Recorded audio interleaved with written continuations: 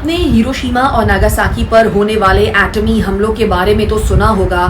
आप ये भी जानते होंगे कि हिरोशिमा और नागासाकी जो कि जापान के सनती और दफाई शहर थे, उन पर एटमी हमलों के नतीजे में जो हलाकतें हुई और जो तबाही हुई उसके असरात दहाइयों तक जापान के शहरियों ने देखे।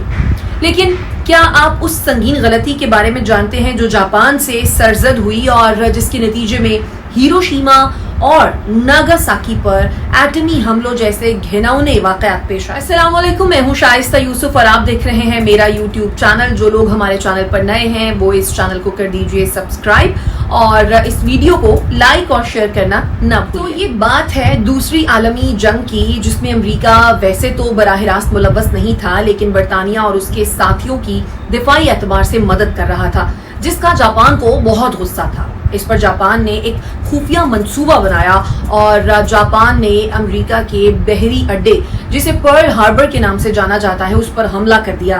गालिबन ये बात है 7 दिसंबर 1941 की, जब ये वाकया पेश आया और इसमें अमेरिका की जो बहरी कुव्वत थी वो तबाह होकर रह गई, लेकिन अमेरिका की हवाई ताकत बदस्तूर बरकरार रही। अब ये वो वक्त था जब अमेरिका अपनी पहली एटमी बम की खेप तैयार कर रहा था और जैसे ही इसकी तकमील हुई तो अमेरिका ने जापान से मुतालबा कर दिया कि वो गैर मशरूत तौर पर अपने आप को अमेरिका के हवाले कर दे, रहमो करम पर छोड़ दे और हथियार डाल दे। अब जापान को अमेरिका की इस ताकत का, जदीद कुव्वत का अंदाजा नहीं था, इसलिए उसने इस बात को मंजूर नहीं किया और 14 अगस्त 1945 को अमेरिका ने जापान के 2 सनती शहरों यानी कि हिरोशिमा और नागासाकी पर एटम बम गिरा दिया और एक लम्हे में जापान की फौजी ताकत तहस नहस होकर रह गई। जापान हथियार डालने पर मजबूर हो गया। इसके फौरन बाद जनरल मैकार्थर अमेरिकी फौजियों के साथ जापान में उतरे और जापान के ऊपर मुकम्मल तौर पर अमेरिका का फौजी कब्जा हो गया।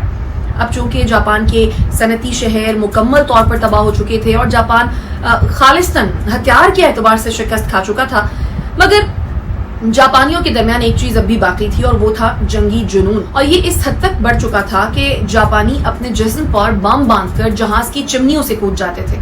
लेकिन जल्द ही जापानियों ने इस बात को महसूस किया कि इस तरीके से उनकी शिकस्त जो है वो मजीद बढ़ सकती है और उन्हें मजीद कई शिकस्तों का सामना करना पड़ सकता है, तो उन्हें अपनी स्ट्रैटेजी तब्दील करने की जरूरत है। और फिर क्या हुआ? उन्होंने अपनी स्ट्रैटेजी तब्दील की। जापानियों ने अपने आप को ऊपर उठाने के लिए एक नया रास्ता तलाश किया और जापान के लोगों ने तालीम और सनत के मैदान में अपनी जिद्दोजहद शुरू कर दी। सियासी और फौजी एतबार से अमेरिका की बालादस्ती तस्लीम की और दूसरे मैदानों में अपने आप को मोड़ दिया। इसका नतीजा ये हुआ कि 30 साल में जापान ने पहले से भी ज्यादा ताकतवर हैसियत हासिल कर ली।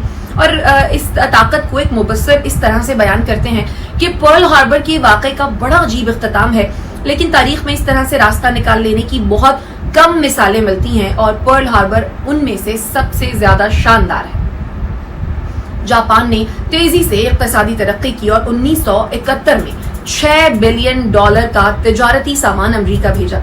अमेरिका में जापानी मसनूआत की मकबूलियत बढ़ने लगी और एक वक्त ये आया कि बताया जाता है कि मौजूदा अंदाजे के मुताबिक 1985 में जो जापान के मुकाबले में अमेरिका का ट्रेड डेफिसिट था वो $45 बिलियन तक जा पहुंचा। वीक में एक रिपोर्ट इस हवाले से छपी जिसमें लिखा गया कि 1945 में जापान की कामिल बर्बादी के 40 साल बाद उसकी गैर मामूली तरक्की कुछ इस तरह से है कि जापानी कौम अफसानवी परिंदे की तरह खुद अपनी राख के अंदर से उठ खड़ी हुई। जापान को खुद अपने फाते के मुकाबले में कामयाबी इसलिए हासिल हुई कि उसने अपनी नाकामी का एतराफ कर लिया। हकीकत का एतराफ ही इस दुनिया में कामयाबी का वाहिद। बहुत से नादान लोग हकीकत के इनकार में कामयाबी का राज तलाश करने लगते हैं, लेकिन याद रखिए हर नाकामी के बाद एक नई कामयाबी का इम्कान आदमी के लिए मौजूद रहता है, लेकिन उसकी एक शर्त है। शर्त यह है कि आप अकड़े ना रहें, झूठी अकड़ ना दिखाएं और बेफायदा मातम ना करें, क्योंकि इस सब में आप अपना वक्त जाया करेंगे। अगर आप अपना वक्त जाया नहीं करते, हालात के मुताबिक नए सिरे से अपनी जिद्दोजहद शुरू करते हैं, तो यकीनन कामयाबी आपके मुंतज़र है।